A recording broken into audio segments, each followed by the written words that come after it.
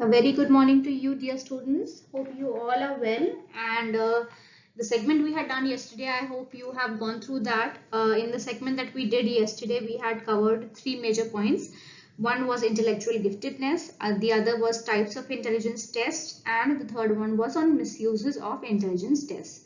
In intellectual giftedness, we had actually done what is the notion of giftedness, and we had done the difference between giftedness and talent. We had also done what is the giftedness from teacher's point of view and the characteristics of gifted individuals. In the types of intelligence test, we had done the classifications of intelligence test, and the different three classifications we had done. One was on group versus individual test. Second classification was verbal, non-verbal, and performance test. And the third classification was on culture fair versus culturally biased test. We had also done the misuses of intelligence test, in which we had seen that how the intelligence test can be misused in several. The scores of the intelligence test can be misused in different ways.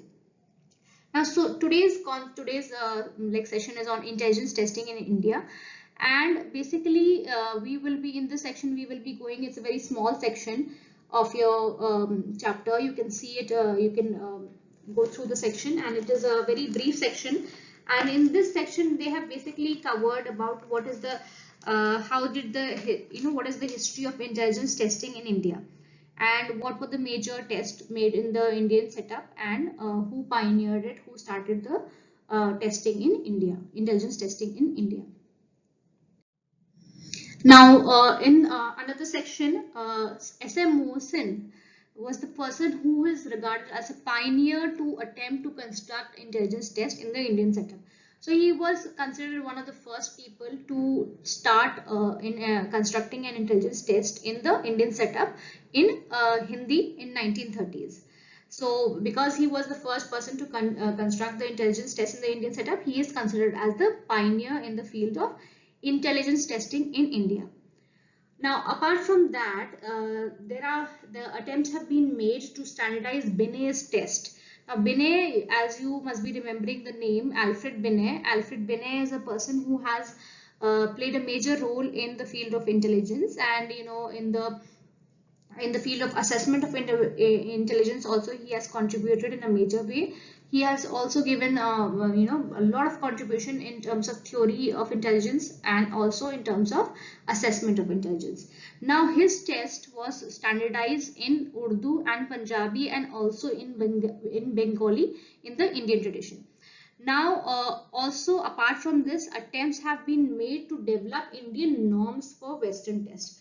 Now norms, as we all know, norms is the word norm is derived from the word normal. Like what is normal for one culture would not necessarily be normal for another culture. Hence, every culture has a different set of norms.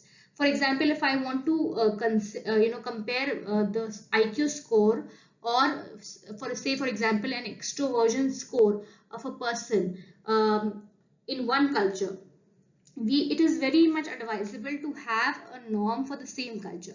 So we can't compare an IQ score of one person from one culture to an IQ score to another person from another culture. So therefore Indian norms have been developed for the Western tests which were developed in the Western setup.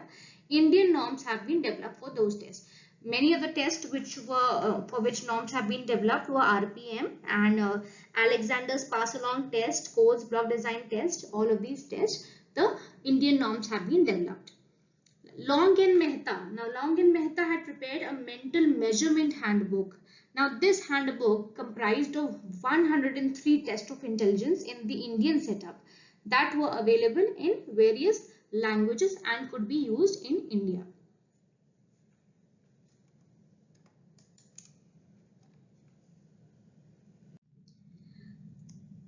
The National Library of Educational and Psychological Tests. Now this library at the NCRT, National Council of Educational Research and Training, it has documented several Indian tests.